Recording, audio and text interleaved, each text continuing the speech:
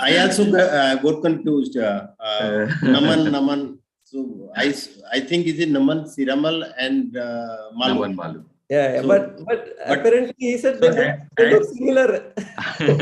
At one point of time, we were also interviewing an article whose name was Naman. Then on the sole basis, we thought, "Arey, this will got a will get a lot of confusion." So isko jaane do abhi. Sir, we are live on YouTube as well. Okay, we are live on YouTube. Your voice is still echoing. Okay. Chalo, ठीक है. I think we are live on YouTube also. Few people have joined here also, and great. Just a second, I'll keep. Yeah, Sheetal, you can start.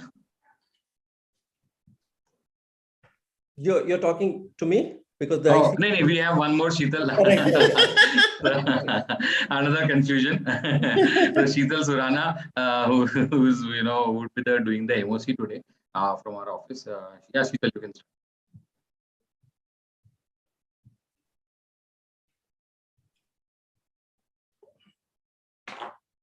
Just a second.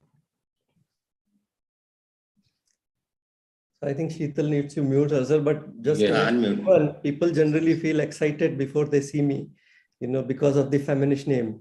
So, but anyway, Sheetal, you have to unmute yourself. I have to say specifically Sheetal Surana. Yeah. What do you make? Yes, please. My voice is audible? Yeah.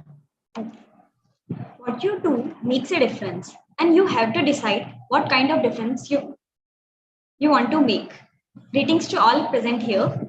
I, Sheetal Surana, would like to welcome you all to a live discussion on the occasion of second anniversary of Saturday International Text Gyan. If you ask me to summarize what is SITG, is in very basic term, I want to say it. It is simple, it is innovative, it is thoughtful, and it is generative. We wanted to make a difference on how to present international taxation in an easy and understandable way.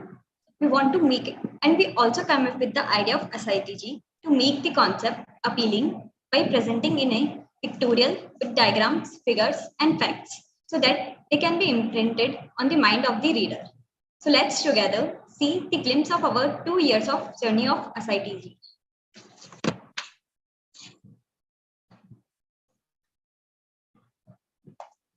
I would request Naman Malu to share the screen.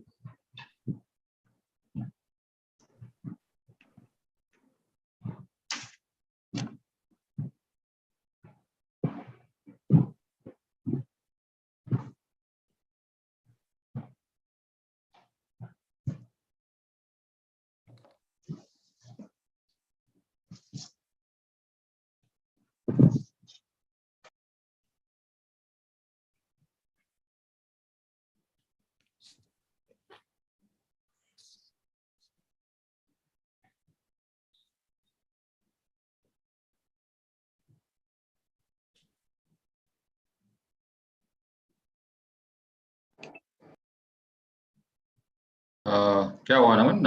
It's not working.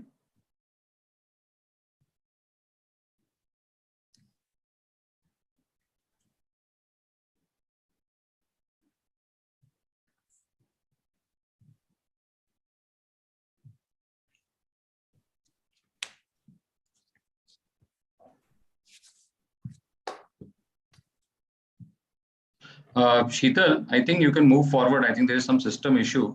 Maybe you can call Vartika and then we can, just see. There might be some system issue, so we have to continue our discussion and be back to the scene.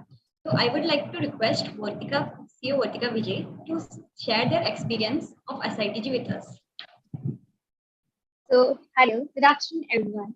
Thank you, Sheetal and the team for organizing this second anniversary of SITG, and I wish many more anniversaries are yet to come. As Sheetal rightly said, that you have to decide what kind of difference you want to make. And we, as SITG team, have decided to make this newsletter more creative and engaging with the picture, memes, easy language, and practical comments, which I thought we are on the right track. But let me tell you how SITG brought difference in me as a person. Now that I have a better understanding of case law, reading speed has been increased. Like reading 20 to 25 pages can be an easy task for me. Can summarize the case law in a more creative way, and I used to clear my concept with the help of flowchart. The most important thing I have learned so far, except the technicalities, was yes, consistency makes a big difference, and reading can be a fun time. So thank you, team, for organizing this webinar, and thanks to the readers for their continued support for us. Thank you so much.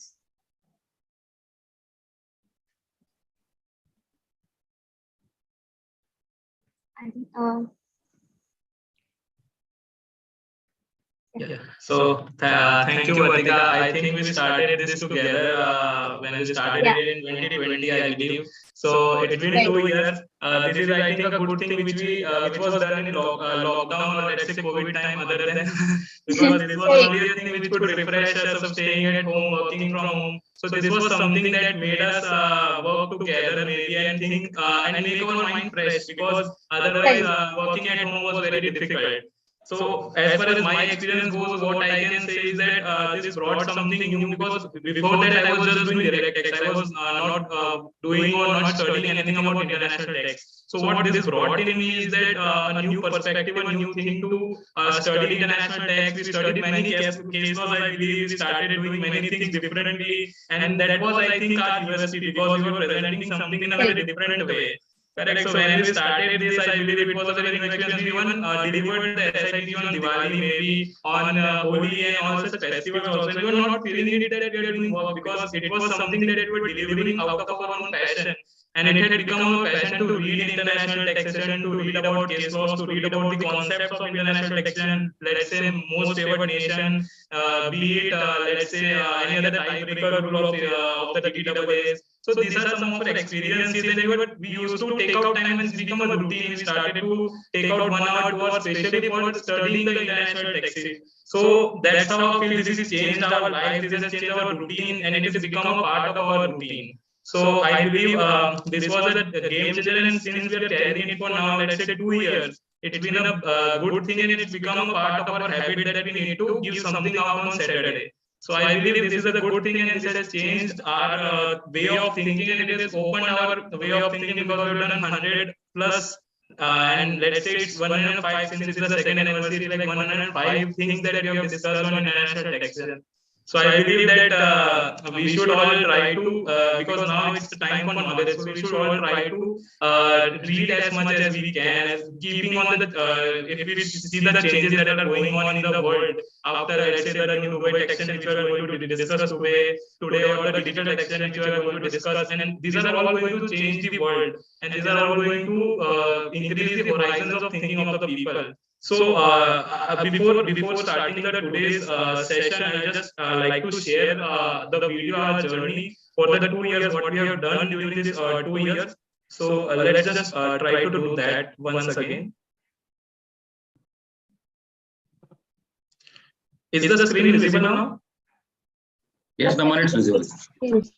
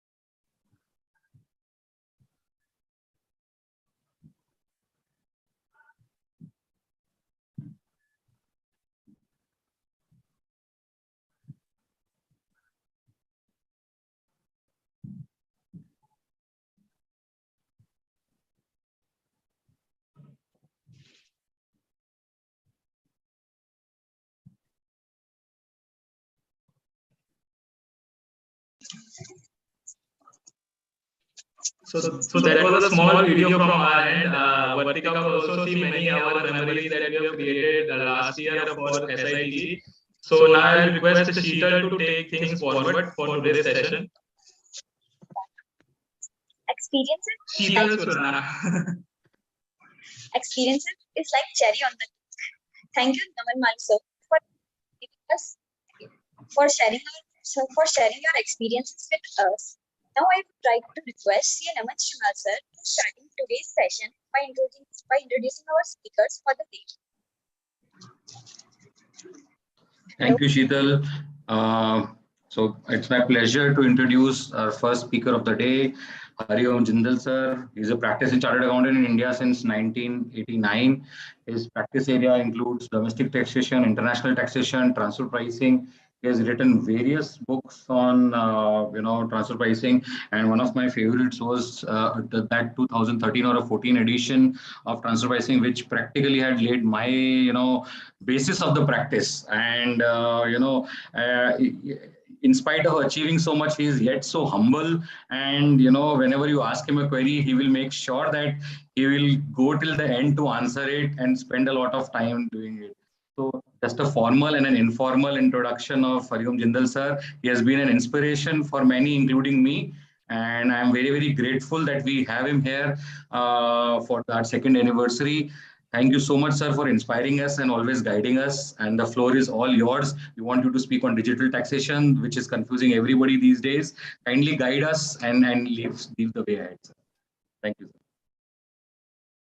Thank you, Namanji and Sheetal, and my heartiest congratulations on completing 2 years of your knowledge sharing with the fellow professionals. Actually, I have also benefited from your Saturday International Tax Gyan. It is such a short and crisp summary you sent every Saturday. So I always look forward to what is receiving of this Saturday, what you are covering this Saturday. So always, actually, it's say a few minutes we got everything on this weekend, and I think it's always good to share knowledge, because sharing of knowledge always increase the knowledge and wisdom of everyone, never decrease the knowledge. So it's always better to have sharing of knowledge with fellow professional. And so far as today, I think am I audible? Yes, sir. Okay. Thank you. So today, Naman has given me to speak on digital taxation, the whole world today is perplexed how to tax the digital economy. And some time back, they are thinking whether this digital economy should be separated from the normal economy. But the OECD views that the digital economy cannot be ring-fenced from the traditional economy. So it's a normal economy and digital economy both coexist, and the taxation principle should have been the same for digital economy also.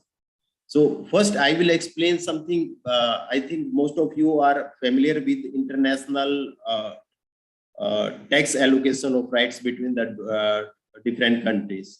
Like India, if there is a problem of taxation in India, then it can be easily sorted out, because in the whole of India there is one tax, that is income tax. But so far as international tax, when we are talking about international tax, then there is a problem, because every company, every country like to tax maximum, whether it is company resident in their those jurisdiction, or whether these companies are doing only business. So international tax problem arises due to the sovereignty of the different countries. For example, if I am doing business only in India, there is no problem. But if I am doing business in India and I also advising my clients in Mauritius, Dubai, US, UK, then there can be problem. Both the country like India will say, yes, you are resident in India, so therefore you have to pay the whole tax in India, whole of your income. Similarly, the Dubai and US and UK also can say, because the payer of the consultancy income is from, you are receiving the consultancy income from our jurisdiction, so you have to pay tax in our jurisdiction also. To avoid that double taxation, OECD and UN both have come with a solution, that is double taxation avoidance agreement. And as on date, I think India have double taxation avoidance agreement with approximately 95 countries, which cover most of the more than 90% of the Indian trade with the international country internationally. Therefore, maybe 97, but I think it is more than 95. So, so most of the trade, as on date, most of the trade of India is covered with the DTA country. And in the case of DTAs, generally there are two types of provision. One is two types of incomes. One is active income, other is passive income. In the case of active income, generally it is taxed in the source country only when there is a permanent establishment, like business income, professional income. And other is passive income. Passive income like capital gain, interest, dividend. These are generally taxed on concessional basis. Like in the case of interest, capital gain, these are taxed between 10% to 20%. So these passive income is taxed in both the country in such a manner, like if it is taxed in 10% in India, the residence country can tax at the whole rate, maybe 25-30%, and that will give the credit for 10%. But in the case of active income, these are taxable only where there is a permanent establishment. And a concept of permanent establishment is generally based on physical presence. You see, earlier everything was physical, trade was physical, and taxation principles are also based on physical presence of a person. But over the period of time, everything have become digital. Every business model now is depend directly or indirectly on digital platform. Everything is digitized now. And in the recent year, due to COVID, and the pace of change is so fast that everything is digitized. In the last 2 or 3 years, I think the business, only those business survive who are using digital platform for their business. And most of the business have closed due to this COVID, which are not based on digital platform. So the problem with traditional taxation principle, which are based over the last century, whether it is OECD, whether it is UN, both the model are based on physical presence. So if a company have no physical presence in India, then his business income would not be taxable in India under the present scenario. And it was costing many developing countries cost more.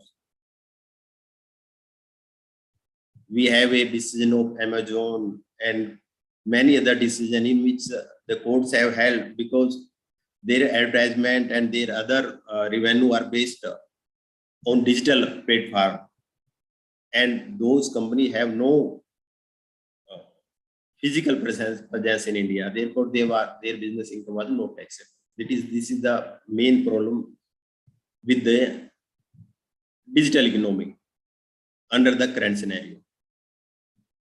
And it was going from since long it was working, because it was working because these provision are in favor of the developed country. Most of these big companies are based in advanced countries like US, UK. So they are basically, the international tax rule were in favor of these companies. in countries. So they don't feel it necessary to change the tax rules. But after the coming of the digital platform, digitization of the economy have changed the whole scenario. Earlier, these companies, most of these companies which are based in US, UK, Australia, Canada, they have also now changed their residence in tax-friendly jurisdiction. They have shifted their base of taxes, shifted their base of operation. In the case of digital economy, it's very easy to change the base of working. Now, earlier most of the business of companies are based on physical assets, plant and machinery, this one, that one. These are everything was based on physical industrialization. Now the data and digital economy have taken over this physical economy. You have recently heard that Twitter was sold out for 44 billion. Perhaps the Twitter have no assets whatsoever like the industrial companies. Still, it is 44 billions. And in this 44 billion, according to me, India have also contributed a large extent because there are users in India also. So therefore, the digital economy have changed the whole scenario of working. Business model have totally changed. Now, whether the company is based in US, UK, Mauritius, Dubai, or anywhere else, they can do business from anywhere. And in most of the time, when we are using, say, Google, we are using Facebook, we are using Twitter, we even don't know where these companies are situated, where these companies are based, where the server of these companies are based. But they are doing business. They are doing much more business there as compared to the normal industrialized companies. So the problem arises when it's these big companies which are based on digital economy are doing lot of business in developing countries, but they are not paying a single rupee tax in those companies. And many of these companies have shifted their base from this advanced country to low tax jurisdiction, or you can say tax friendly jurisdiction also. So earlier, the same rule was suited to these big countries, so they have never objected to this century-old rules of permanent establishment. But now, due to digitization of the economy, many things change, and it's also going to hurt these big countries also. So, in this last decade, every country, every member of this OECD and G20, everyone was worried because every country was losing lots of revenue. In hundreds of billions dollar revenue is lost due to a shift of the business in this tax-friendly jurisdiction. Therefore, OECD and G20 came together, and everyone knows that there is a very important development of BEPS, base erosion profit shifting. And after 2 years of hard working, OECD comes with 15 action points. And first of these action point was on digital economy. So the question was how to tax the digital economy so that neither there is a double taxation, neither is a double non-taxation. It is a big problem. It was a big problem, and still a lot of work is going on digital taxation of digital economy. After coming out 15 action point report in 2015, action 1, which is based on digital economy, there was no consensus, no final word was given. OECD and G20 both were not sure how to tax this digital economy. So they have given few suggestions, but that was not their final suggestion. They have given just indication that the countries can tax like this. But the work on this taxation of digital economy is still going on. And OECD have come up with a Pillar 1 and Pillar 2 approach, unified approach under Pillar 1 and Pillar 2. Though initially they have set 2023 as a starting point for Pillar 1 and later on Pillar 2 and this one. But according to current situation, it is, I think it will not be possible before 2024 to start with Pillar 1 or Pillar 2. Based on action point recommendation, India also come up with which is called equalization levy 1, 6%. That is also based on OECD BEPS reports. So every country, not only India, many other countries, but India have taken a lead from the very beginning. But many countries in the world have started unilateral measure. Unilateral measure in the sense these, and because under the double taxation avoidance agreement, everything is taxed based on the double taxation avoidance agreement. So unilateral measure cannot be allowed. Therefore, many countries, including India, make laws for taxation of digital economy that is not based on income tax. They have in an indirect way, like in India, equalization levy is a part of Finance Act, not part of income tax.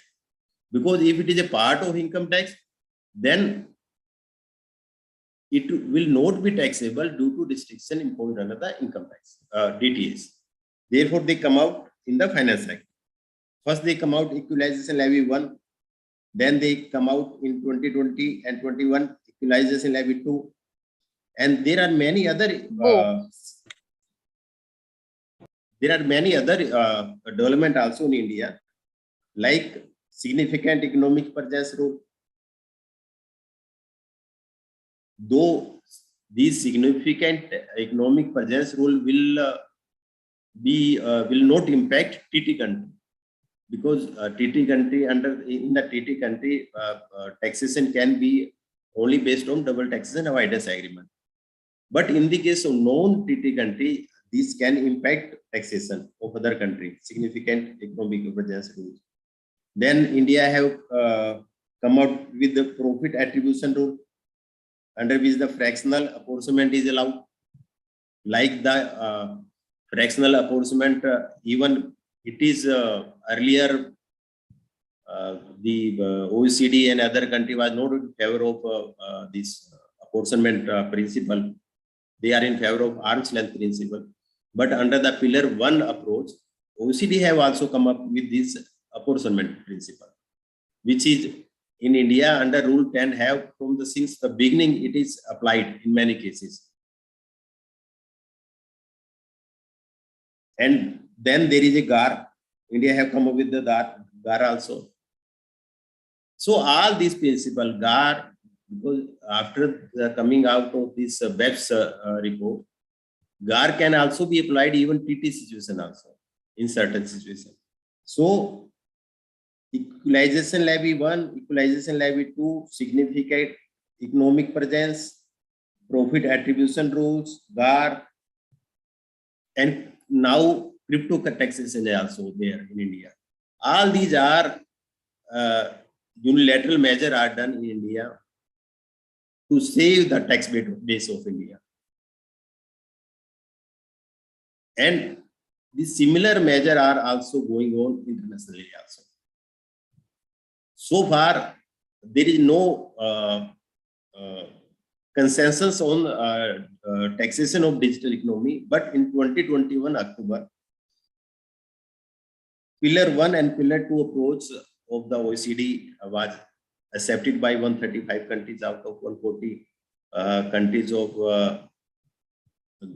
inclusive framework. As on date, I think out of 141 countries, 137 countries have accepted this Pillar 1, Pillar 2 approach. And under the Pillar 1 approach,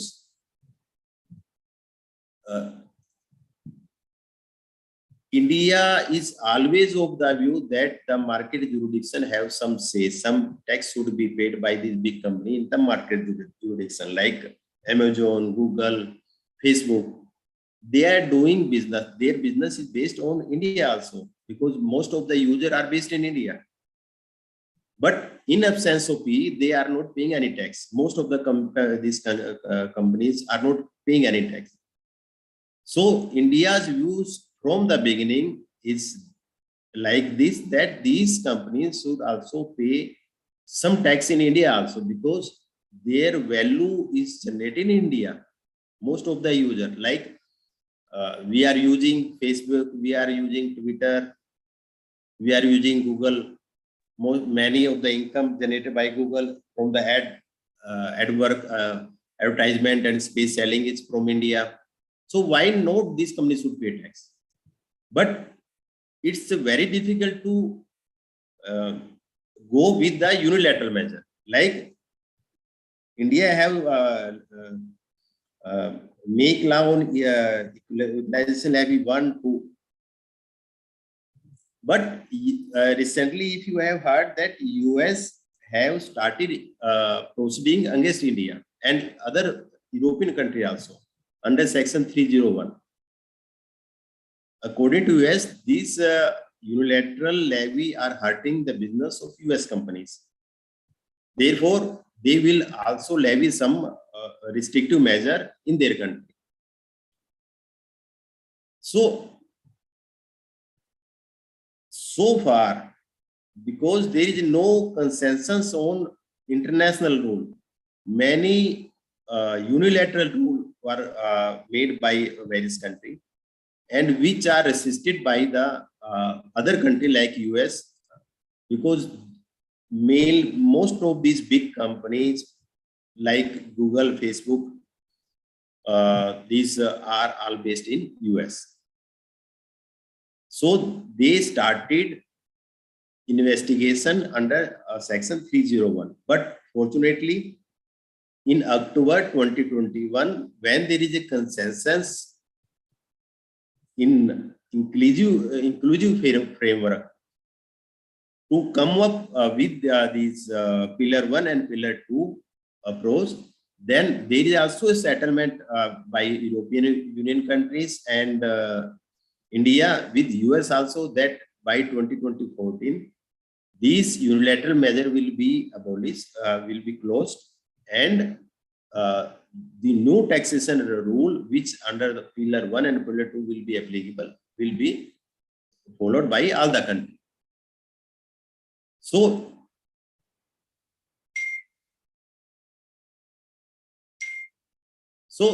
the thing is that economic business rule have changed. Economy have changed, but tax rule which are based on earlier economic model have not changed, because these rules suited to these big countries. Now, due to digital economy, these companies have changed their base. Therefore, these are hurting to these big countries also. Therefore, there is a efforts to have some consensus-based rule under the aegis of OECD and G20. Now, you can say it is under the aegis of inclusive framework, having I think 141 member now. What is what is rule this Pillar 1? What is Pillar 2? I will explain in very briefly. Under Pillar 1, actually, it is based on, say, like India have always stand that market jurisdiction have some taxing right. In earlier, there is no taxing right in the market jurisdiction. Now they have come up with Pillar 1 proposal. Under the Pillar 1, the biggest companies of the world having turnover of 20 billions and above, if they are earning profit more than 10%, then the market jurisdiction have also will get apportionment out of that. Say 25% of the profit above 10%.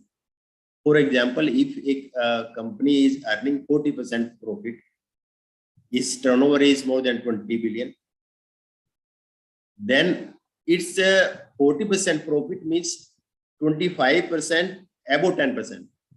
That means 10% above 40 minus 10 is 30%. 30%, 25% of 30%, 7.5%. 7.5% the profit of this company will be reallocated to market jurisdiction. So, in all the jurisdiction where this company are selling their product or have say user, basically user based, in all those countries where there is no physical presence, but these companies business is done through users and are selling their goods, and ultimate user is residing in those jurisdiction, those jurisdiction will get 25% above 10% of the profit of these very big multinational, if they are earning more than 10%. So if a company is very big, but its profit is less than the 10%, there is no reallocation. Pillar 1 rule is a reallocation of existing profit. So it will not give any new taxing right. It will reallocate only. For example, if company A have sale of say 40 billion and its profitability ratio is 30%, it have physical base in only 3 countries, and say 7 countries its product are sold or its services are sold in 7 countries where there is no physical presence.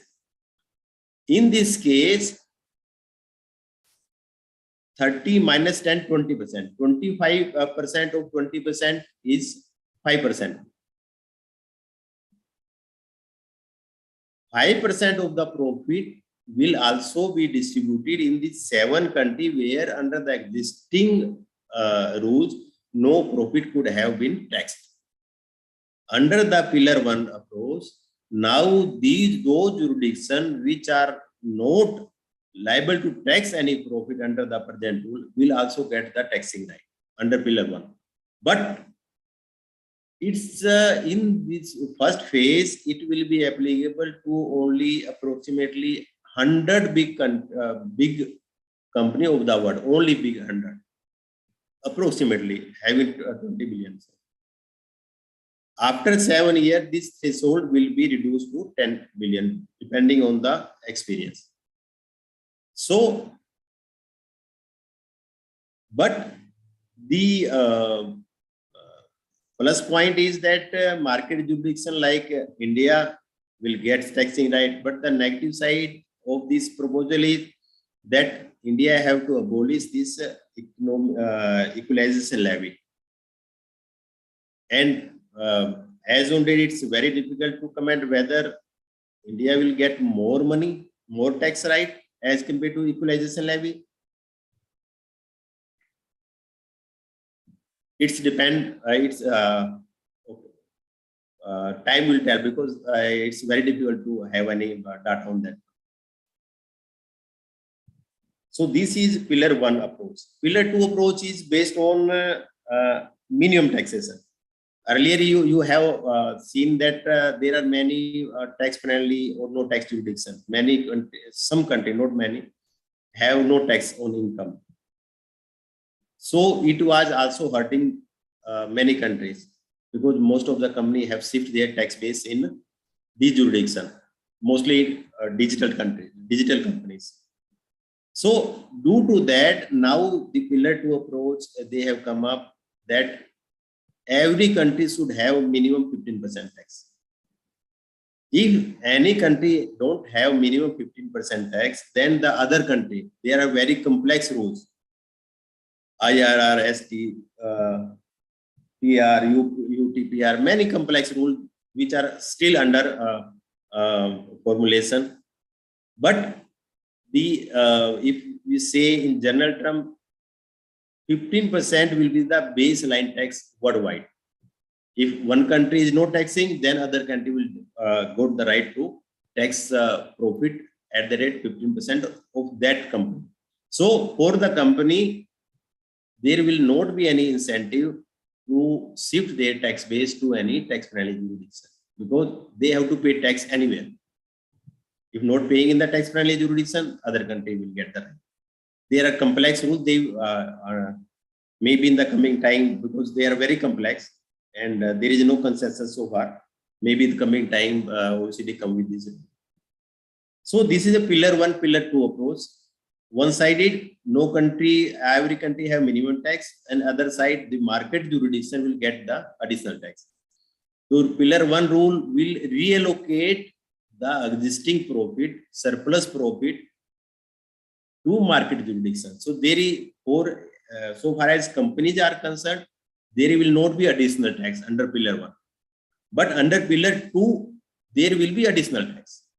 And it is expected around 150 billion USD will be additional tax countries got under pillar 2.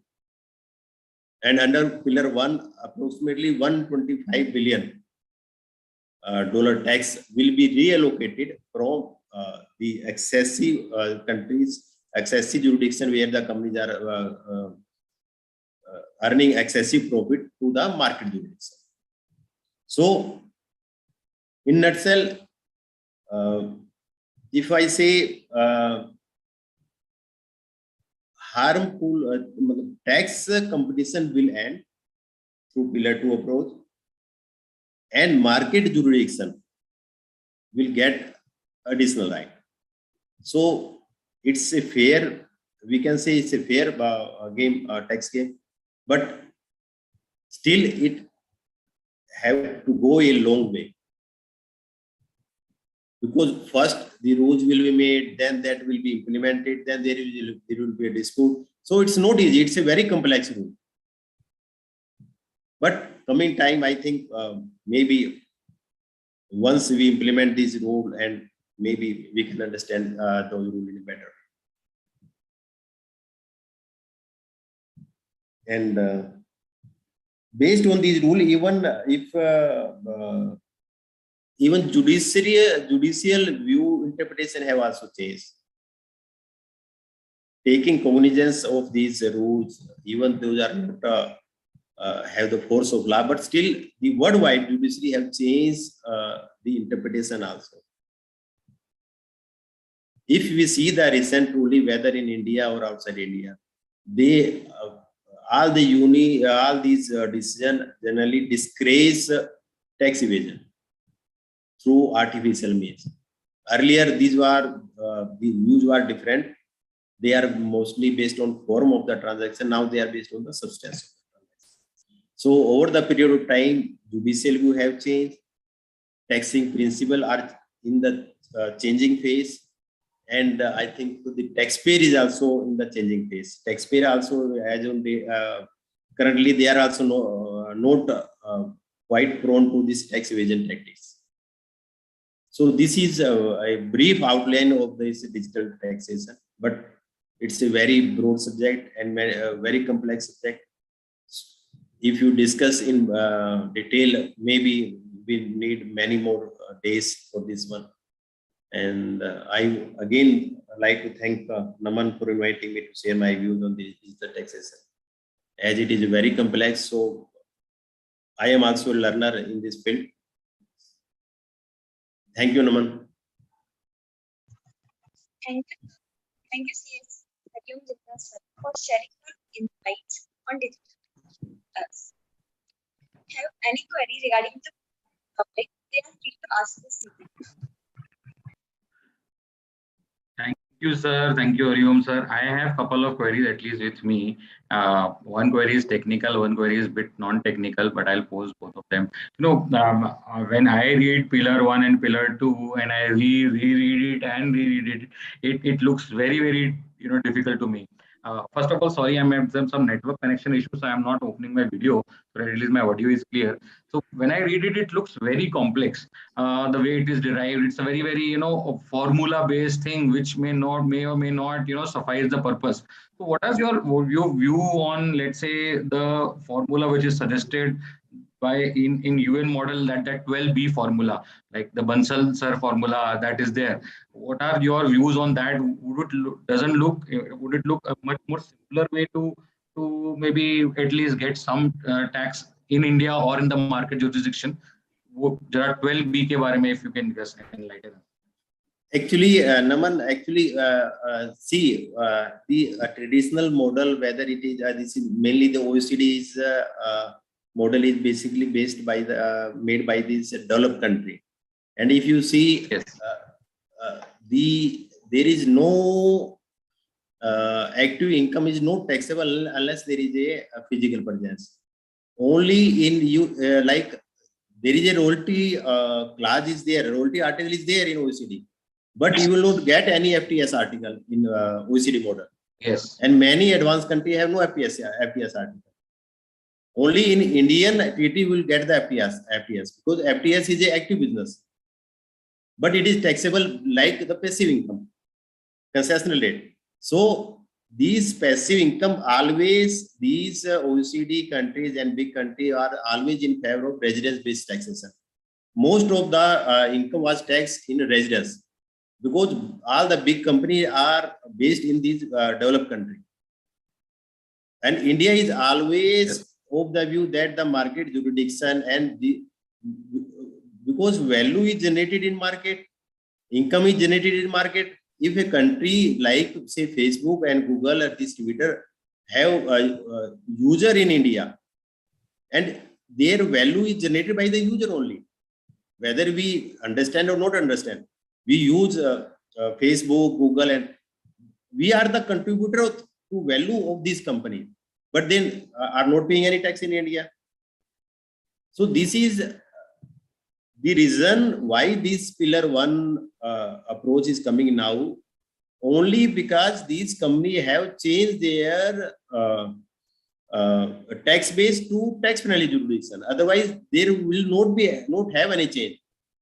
That is also this Article 12B of Mr. Bansal in UN, because UN model is always in more favorable to developing country as compared to developed country.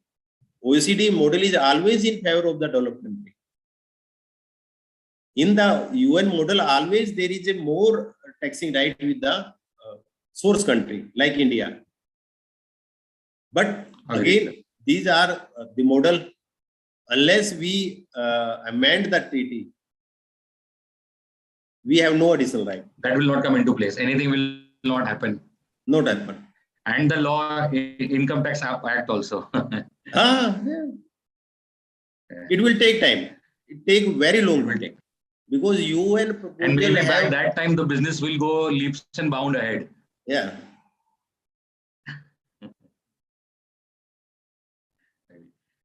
My next question to you, sir. Most of us are here as a budding international tax professionals or cross-border transaction kind of. What advice would you give to them? Maybe or two important lessons would you want to tell them for all these budding chartered accountants? For international tax. Yes.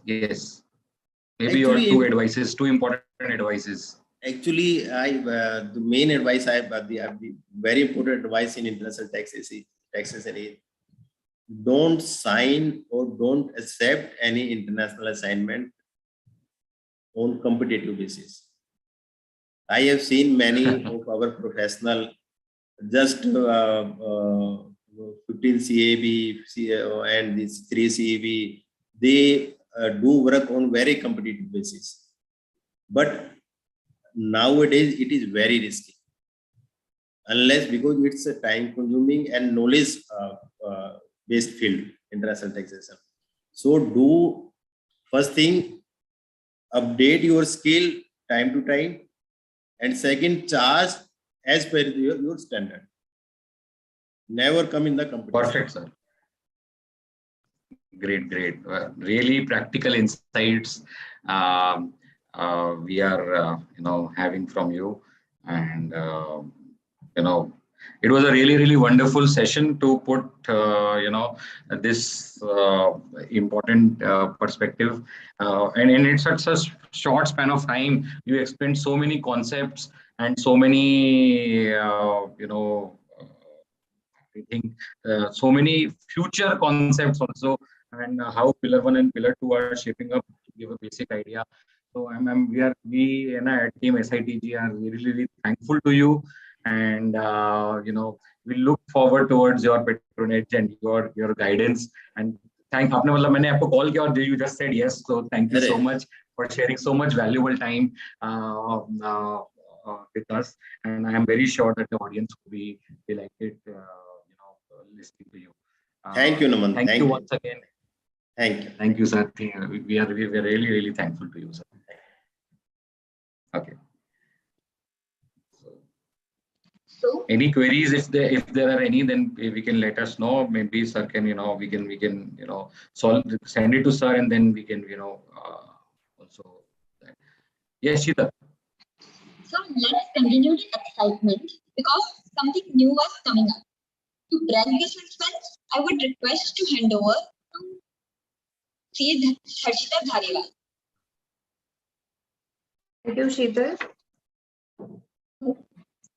Thank you, Sheetal. Hello, everyone. Hope all of you are doing well, and you must have enjoyed the very insightful session by Hariom Jindal sir. With a tremendous increase in the cross-border transactions, we had many FEMA-related queries coming up on a daily basis. While resolving them, we realized that many of us might have the same or similar queries. So an idea popped up that to make everybody familiar with FEMA, we can present the FEMA concepts and provisions in the form of snippets which are eye-catchy and are easy to understand.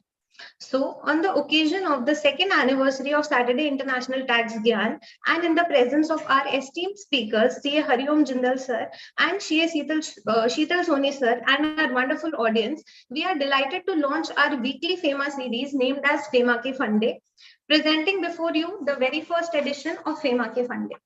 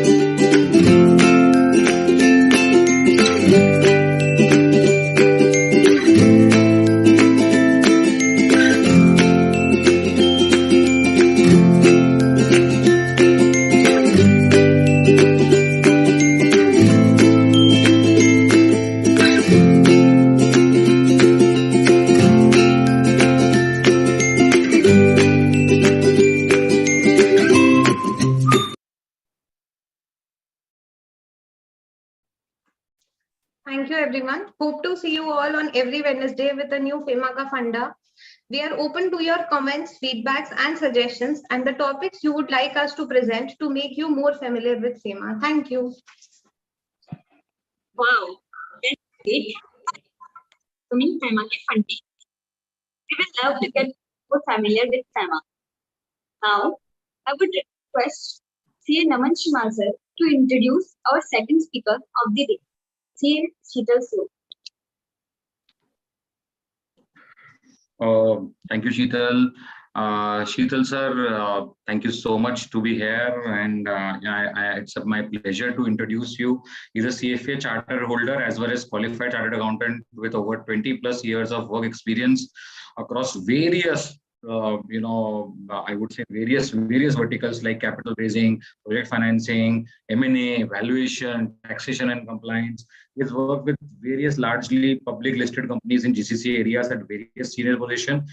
He's a partner now with leading financial advisory firm called MI Capital. And, he is an amazing person at heart. We have had, very good conversation, and always ready to learn attitude, and therefore he and his team are all ears for this new UAE corporate tax. And because this is a very important area which is coming up, we thought of calling him and his team. So thank you so much, Sheetal sir. We look forward towards your session, and the stage is all yours. Thank you. Thank you. Thank you, Naman. Thank you, Sheetal. The other Naman, the whole SITG team. It's my pleasure to be to participate in this esteemed group of international tax professionals. This is something which we are in UAE learning at this stage. And, also it was a great learning listening to Jindal sir. He started his practice in 1989. That time I was in grade 4, if I remember correctly. So for me, it is a pleasure to share this Zoom meeting with him. So, coming to UAE taxation, and before I do that, imagine a scenario, a hypothetical scenario probably, that you are married for 15-20 years, and suddenly you encounter and you get to know that your girlfriend, from your school days or college days, started to live next door. So you probably would have a very confused feeling, whether you are excited or you are uncomfortable, you even don't know. So we are in UAE, this kind of a situation, the chartered accountants particularly, and people like me, who have left the textbooks 18-20 years back, and now we have to go back to the same textbooks again. Although very simple compared to what we had learned back then, but we have totally during last 15-20 years unlearned that during our career journey. So before I get to this, can you help me with screen sharing? Yes, so you are the co-host, I believe, so you can share your screen.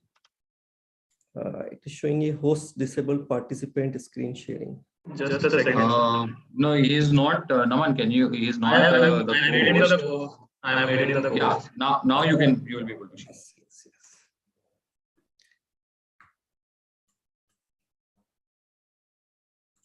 Yeah, can you see my screen?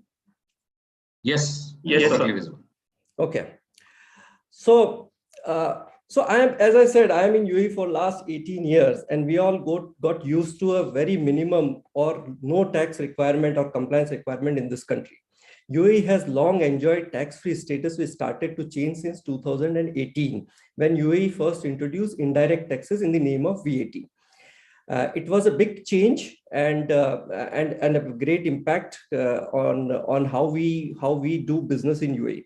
On 28th of April 2022, Ministry of Finance released a public consultation document containing a detailed information of proposed UAE corporate taxation tax regime, seeking views from interested parties on its main features and implementation.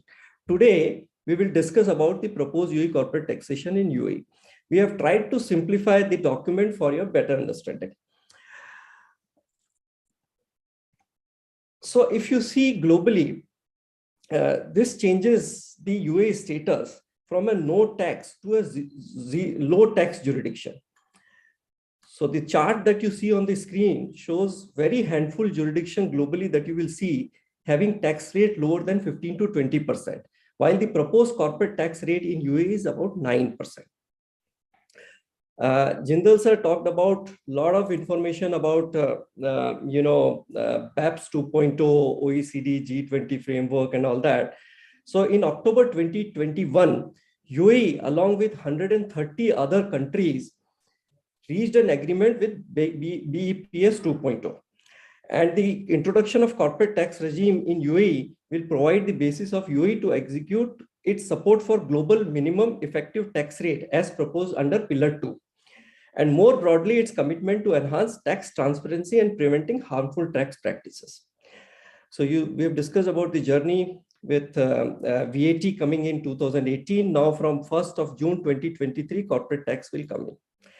Before I get into the details of it, let me highlight certain salient features of corporate tax in UAE. It proposes to tax at 0% rate up to net income of 375,000 dirhams, which is equivalent to about $100,000. Over and above, the tax rate is 9%, flat rate. There are some special concessions that is given to free zones. The only thing which probably makes UAE taxation little complex, otherwise it is relatively very straightforward for tax gurus that are on this Zoom meeting now. The only thing where it might get little complex is related to the free zones and the UAE specific elements related to the free zones, mainlands, and all. So there are special concessions given to free zone and with certain conditions on it. It proposes to implement corporate tax. It does not proposes personal income taxation. So no taxes on personal income, which is rental income, dividends, income from debt and equity securities. Also, it is not on capital gains. Withholding tax has been kept at 0% rate in UAE across. It is mainly targeting income derived from UAE trades and business. And there are certain provisions related to tax groups, carry forward of losses according to the international best practice principles. We'll cover a number of topics that are covered in the public consultation documents. We'll cover some of the important topics that is relevant for the audience here, which includes what is taxable person, what is exempt people, how it proposes to tax free zone entities, what are the different conditions of exemptions of it, and so on. So starting with the taxable person. So as per proposed law, any legal person which is incorporated in UAE is defined as taxable person. Even if it is not incorporated in UAE, but effectively managed and controlled from UAE, is also proposed to be a taxable person. And also, even if a natural person who is engaged in business in UAE, even if not incorporated, is also subject to corporate taxation. So if suppose you are doing a freelancing business, then you will, and not having any license, but you are doing that as a business, then you are part of the corporate tax regime. There are certain categories of people who are exempt from this. So UAE corporate tax regime, including government departments, entities with government-owned companies are some of the exempt categories. Certain pension funds are also being kept out of the scope of the exempt categories. Apart from that, business engaged in extraction and exploitation of UAE natural resources will not be part of the UAE CT regime, as they are already part of Emirates level taxation in UAE. Certain charitable and public benefit organizations are also exempt under the exempt categories. One of the notable exempt category is investment funds. So we'll look into the investment funds in a little more detail. So UAE offers comprehensive investment fund regimes and vehicles that caters to variety of fund managers and investors' requirement. With introduction of CT, it gives an opportunity to further increase the confidence from international investors to bolster UAE's position as a location for choice for investments, investment funds and investment fund managers to hold their assets and invest their funds. So now for the investment funds to claim exemption, they need to satisfy certain conditions. one of the condition is the investment fund should be regulated by the regulators in UAE. There are three major regulators or financial free zones who host these funds: DIFC, ADGM, and SCA. So these funds who want to claim exemptions needs to be regulated by these free zone authorities or authorities. Not more than 50% of the economic interest is held by the group of 5 or less than 5 investors. So it should not be very concentrated set of people who root through fund. So it should be a widely investor owned fund. Not a single investor does not hold more than 20% of the economic interest. And also, lastly, the interest in investment fund can be freely traded in the stock exchange in UAE or are widely marketed and made available for the intended categories of investors. So for the funds to claim exemption, these are the 4 major requirements from the corporate tax perspective. See, as I said, the UAE corporate taxation is relatively looks very simple, and for you guys, it will be very simple, but where it gets a little complicated is with the free zones, mainlands. Free zones also, have multiple categories. I'll not get into the details of it, but designated free zones, non-designated free zones and all. So as far as the free zone entities are concerned, typically foreign source income of all the free zone entities are proposed to be taxed at 0% rate. So no taxation on free zone entities from their foreign source income. Also, if there is a trade between one free zone entity to another free zone entity, it is also kept out of the preview of the corporate tax regime. It proposes to, however, tax mainland source income from free zone entities. So if a free zone entity doing any mainland related business, it proposes to tax, but designated free zones, certain designated free zone entities are also kept out of that as well. So if you are in a designated free zone, even mainland source income will not be taxed. But if you are in non-designated free zone, then they proposes to tax the income. If a free zone entity is having a mainland branch, then the mainland branch income will be taxed at a rate of 9%. If a free zone entity is doing a business other than mainland branch, is doing business with mainland entity, then mainland related income will be taxable, passive income will not be taxable. Other mainland related income will all be taxable. So if in nutshell, free zone entities mainland source income will be taxable unless you are a designated free zone entity. Otherwise, all foreign related income, foreign source income will not be taxable. So basis of taxation, there's a definition of residential status. So residential status, if you are a resident in UAE, then your worldwide income is proposed to be taxation. Who is the person? Which person is resident in UAE? It will be a legal person that is incorporated in UAE, is a UAE resident person. Any natural person who is engaged in business or commercial activities in UAE is a UAE resident person. A foreign entity, if it's effectively managed and controlled in UAE, also will be considered as a part of a UAE resident person. And non-resident is not proposed to be taxed, and it is just 1 second. Yeah. So non-resident will be taxed only if it's a taxable income from its permanent establishment in UAE and income which is sourced in UAE. So if a PE concept has been designed on the basis of OECD model tax convention, so for a non-resident person to be taxed, it should have a PE. Otherwise, it will be out of the preview of UAE corporate taxation. Now, one of the important concept is UAE sourced income. As we discussed also in the previous slide, what is UAE sourced income? So UAE sourced income is mainly this, either earned from a person who is resident in UAE, payment attributed to a foreign for a PE of foreign company in UAE, permanent establishment of a foreign company in UAE, and income derived from activities or contracts performed in the UAE or assets located in UAE or rights used for economic purpose in UAE. So anything that is falling under these three categories, it will called as a UAE sourced income and it will be subject to corporate taxation. So calculation of corporate tax income is very simple, very straightforward.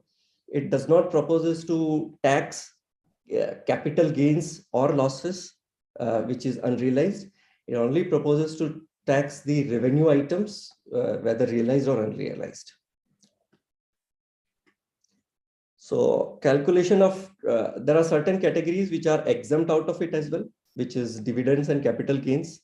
So if it's a dividend from a subsidiary company to a holding company, it will be out of the preview. It's an exempt category. Even if it's a dividend from a UAE company, it will be an exempt, and also from the foreign entities of UAE companies also will be exempt out of it. There are certain other categories which are also exempt, which includes non-residents operating or leasing aircrafts or ships for international transportation. They are also exempt category as far as the UAE taxation is concerned. See, most of the expenses are deductible. You know, under UAE corporate tax regime, expenses are generally deductible, which they have been incurred to generate taxable income. So, like interest expenses, payment to foreign related parties, to the extent they are in line with the transfer pricing rules, depreciations according to the CT rules or IFRS principles, salaries, wages, overheads, and everything. Most of it is when you calculate a taxable income, it will be part of it can be treated as a deductible expenses. However, there are certain categories of expenses which are non-deductible or they have caps. Like, say, for example, you cannot charge excessive depreciation, expenses incurred to derive any exempt income. So suppose if your income is exempt in certain category and that particular part of expense you cannot claim as far as the deductible expense is concerned. Expenses of a private nature also cannot be claimed, and fines and penalties also are non-deductible expenses. One of the notable cap that they have put is on interest. So if you are doing business in UAE, interest can be claimed as a deductible expense only up to 30% of EBITDA. So if you are excessively leveraged, then you are in a very disadvantageous situation, because if your EBITDA is like if you have significant interest, which is a deductible expense, but in UAE you cannot claim more than 30% of your of EBITDA as a deductible expense for as far as the interest is concerned. Also, for related party borrowings, arm's length principle will apply. It has to have a commercial valid reason, and the other related entity should be subject to 9% tax. Then only you will be able to claim the deduction. So suppose if one group entity is charging to another group entity interest, and claim the one which is charging is also claiming tax exemption, then you cannot the other entity cannot claim the interest as a deductible expense. Other than the interest capping rules, there are certain other non-deductible expenses, which is related party payments to free zone person. You cannot claim it as a deductible expense. Entertainment expenses, wining, dining, all of these, are capped at 50% level. So suppose if you're doing, hosting a party, a corporate party, corporate iftar, whatever, you cannot claim more than 50% of that expense. And administrative penalties and donations to non-approved organization are also part of the non-deductible expenses. So coming to tax losses. So one of the, the principles are based on the worldwide accepted principles. So you can claim and carry forward your tax losses, and you can carry forward indefinitely as per the proposed law, your tax losses. However, subject to certain conditions, which includes that your there are the same shareholders are continuing, almost at least 50% of the shareholdings is continued in the same company. No tax loss relief for the losses incurred will be there if the tax losses are incurred before the effective date of introduction of corporate taxation. So suppose if you have a tax losses in 2022, you cannot carry forward it in 2023 because it is prior to the implementation of corporate taxation, which is 1st of June 2023. Or the second is before becoming a taxpayer in UAE purpose, you become a taxpayer and there was a losses that you didn't did in prior years. You cannot do that. From activities or assets generated income exempt from UAE. So anything which is exempt and category, you cannot carry forward losses related to that. By a free zone person that are not attributed to a PE in the mainland. So if you have a PE in the mainland that has losses and then you are a free zone, you cannot claim that as well. It has also some provisions for tax grouping. UAE entities can make tax groups and can be treated as single taxable person as long as they are part of the same group with 95% holding under the parent. So if a group company is having say 10 different companies with 95% shareholding held by the parent company at least, then they can form one single tax group. And once you make a tax group, then there is a seamless set of group related profits and losses, and then on the basis of the they can consolidate their profits, and then based on the consolidated profits they'll be charged as a taxation. Even if there is no tax group, but they have made a provision for allowing sharing of losses or setting of losses between the entities if there is a 75% shareholding, common ownership. Suppose if one entity is not part of the same tax group, then still if there is a 75% common ownership, they can set off the losses between the other entities as well. Tax calculation can get very, very complex, as we have seen in India as well. Here it is very simple. Up to 375,000 dirhams, 0% slab. Over and above 375,000 dirhams, 9%. Credits for foreign tax credits is the lower of the amount which you paid in the foreign jurisdiction, or UAE payable on foreign source income. So whatever UAE that you have paid on foreign source income, whatever is lower of these two, you can potentially claim as foreign tax credit.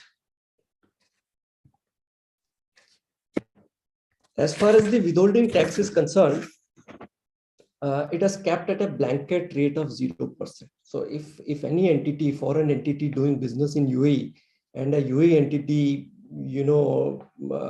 is making some payments, then we need not bother much about it. It has been capped at a blanket 0% withholding tax. It is UAE source income earned by a foreign company that is not attributable to a PE in UAE also.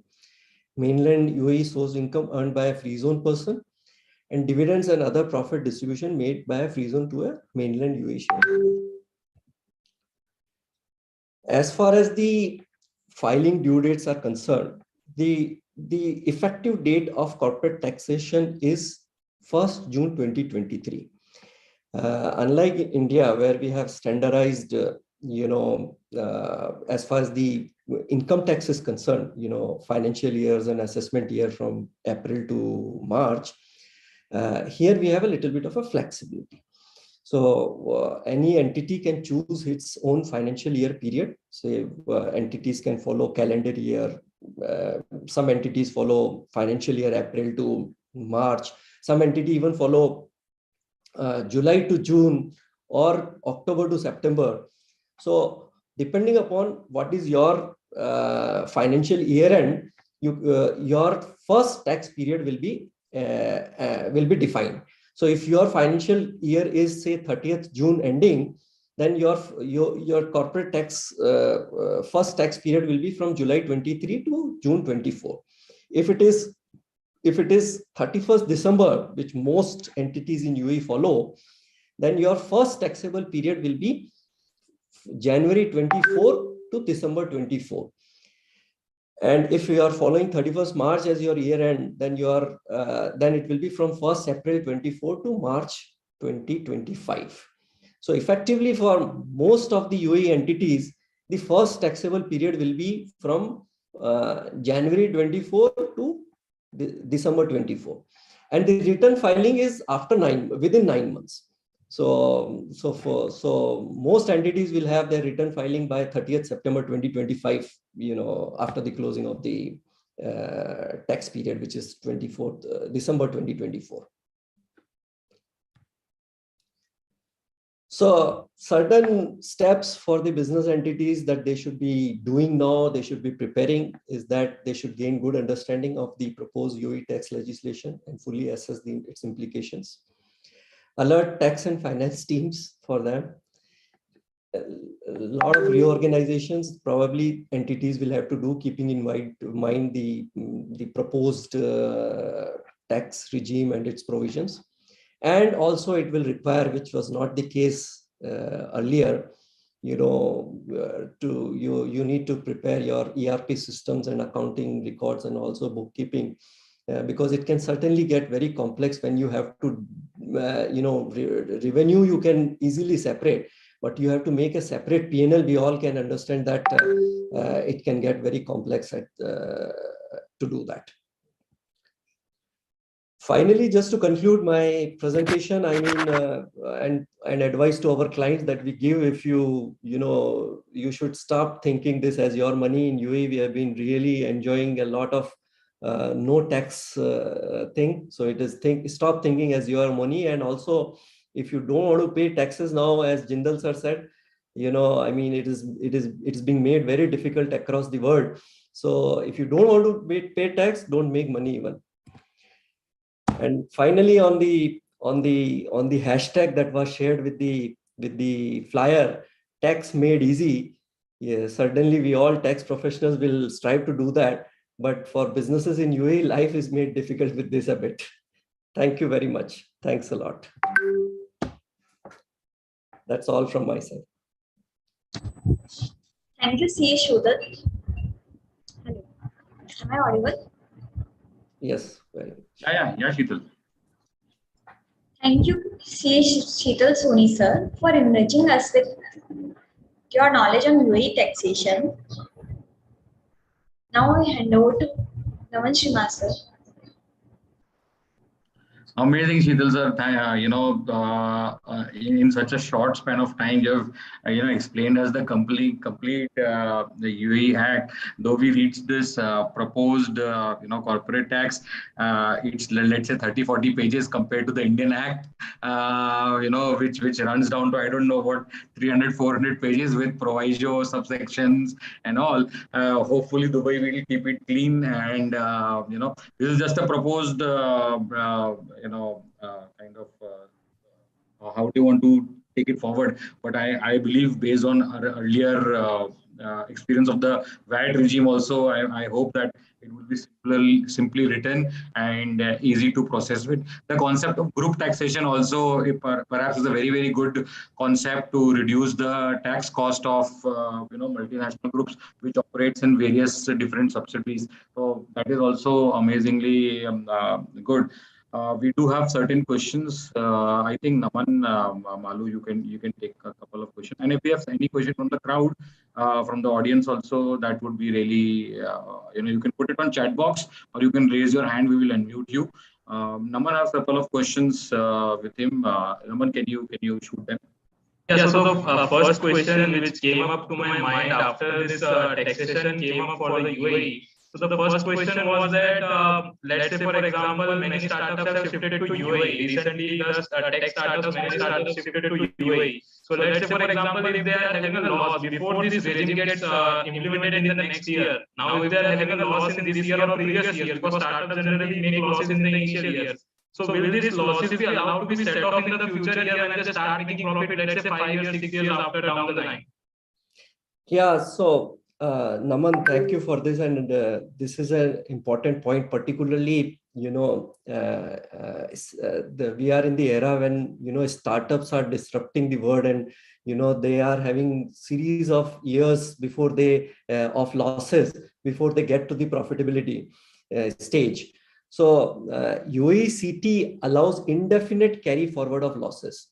However, one of the challenge and one of the point which has been specifically mentioned in the consultation document is that any losses prior to the effective date of CT regime, which is 1st June 2023, it will not be allowed to carry forward.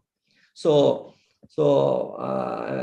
unfortunately, 2022 losses or 2023 losses as well probably cannot be carried forward if you're becoming profitable in 2023. Okay, so Yeah.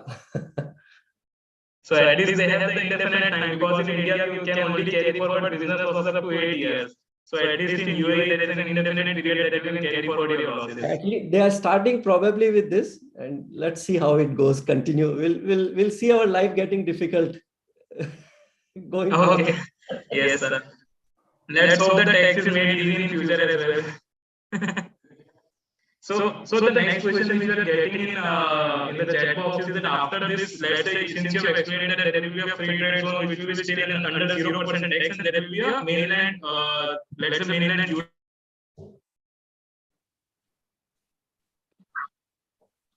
Sorry, Naman, I'm not Should able. go for a mainland company or a free zone company. Sorry, Naman, I lost you for 10 seconds. So can you repeat your question? Okay, so I'm just saying that a query has come in the chat. So let's say, for example, there is a free trade zone with a 0% tax rate, and there is a mainland company which will pay, let's say, 9% tax.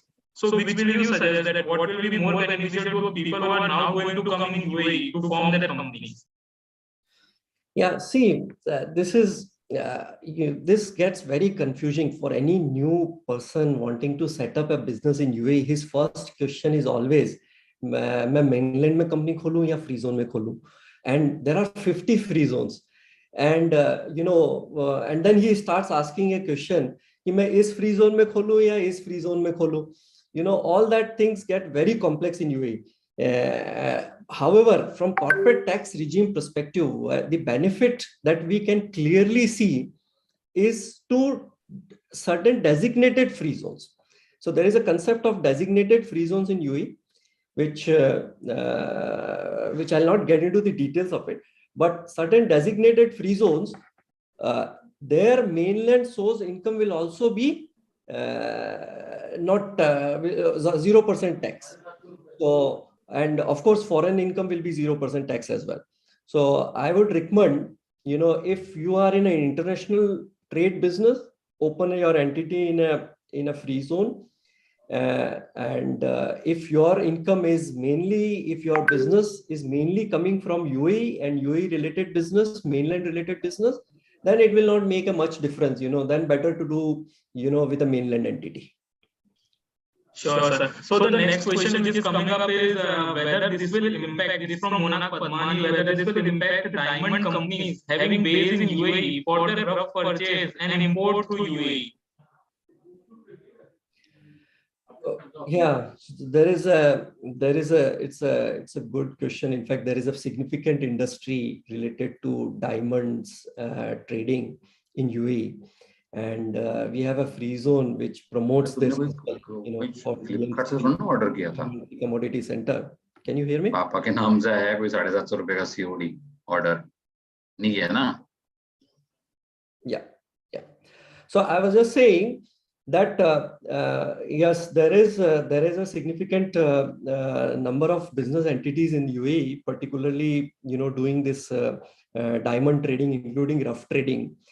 If again the concept remains same, if it is a free zone entity, say a DMCC entity, buying it from, say, rough from South Africa or say Antwerp, Belgium and all, and selling it in international market, then it will not be subject to UAE. Even if it is selling to these free zone entities, say for example DMCC entity is selling it in the DMCC entity, again it will not be subject to UAE. However, if it is selling to mainland, if it's being, rough is being processed and, it is being sold to a jewelry retailer, then it will be subject to UACT. And that particular portion related to, will be called as UAE sourced income, and it will be subject to UACT. Hope that clarifies. Okay, so I think let's just take a last question. So what will be the impact? What will be the impact on offshore companies? Will that be also subject to CT? Let's say, for example, a foreign company who is working in UAE. So will they be also subject to CT? See, they have, unfortunately, in the public consultation document, they have not mentioned offshore entities. They only mentioned free zone entities. And free zone also, they have differentiated between designated and non-designated free zone. In our view, what we feel, that offshore entities will largely be treated like a free zone, and the further clarification should come into the draft legislation that may come. So these offshore entities will most likely be treated like any other free zone entity, and will be subject to similar provisions. So, like any international foreign source income will not be taxed. Any UAE source income, will be only subject to corporate tax for such offshore entities. Yes, sir. Thank you for your wonderful thought, or let's say wonderful information about the UAE taxation, which is an very upcoming topic, and very let's say hot topic for every new chartered accountant, or let's say anyone who is sitting in India, because we know that many companies or many people from India are doing business through UAE, and they are having various trading companies in UAE. So I think this will help a lot to them. And if there are any further queries, maybe we can send it to you over email. And you can then maybe whenever you get time, maybe you can send a suitable reply for that as well. So I would request Naman Srimal sir to give a formal vote of thanks to CA Sheetal Soni sir. Amazing sessions are amazing. Again, I would say, yeah, it is a really, really amazing session. And this is just a start of the UAE tax era. And this is the start of what we are listening from you. You would request you time and again, when the actual act comes, when the actual, more forms and everything come, we will request you time and again to be here on our platform and speak on the UAE corporate tax. Thank you, Sheetal sir, once again for devoting your time and effort and making this wonderful PPT. If you can, share that PPT with us, we will share with the audiences, and that would be really a treat to read it again and to learn more and more. Thank you once again, Sheetal sir, and we look forward towards more of more such sessions from your side. If anybody still has any questions, Sheetal sir is still there, or if you have any thoughts on it, anybody who has read our Saturday International Tax Gyan and would like to maybe share a minute or two, or maybe speak a few words. We are happy to be here. Most of the people who are here are known to us and have been our regular readers and regularly commenting on and actually supplementing us and helping us improve. So if anybody would like to speak, they can maybe unmute themselves, or they can raise a hand. We would unmute themselves. It would be great if a couple of people who are there can speak up. Or I'll take my liberty to at least ask some of the known people to maybe Chaitanya bhai, if you are here, and maybe if you can maybe spare 30 seconds of your time, that would be really helpful. He has been a constant contributor to this effort. Chaitanya bhai? I think there's some bandwidth issues, not an issue. Hello, Naman bhai. Yes, Chaitanya bhai. Yeah, we can hear you now. And thanks for the knowledge enlightenment session today. So we were very eagerly waiting for this session when Naman shared within the groups or with us this about this session. And also, Naman bhai, I would like to express gratitude to you that you are one of the inspiration for us. So we are also having this international taxation and transfer pricing practice.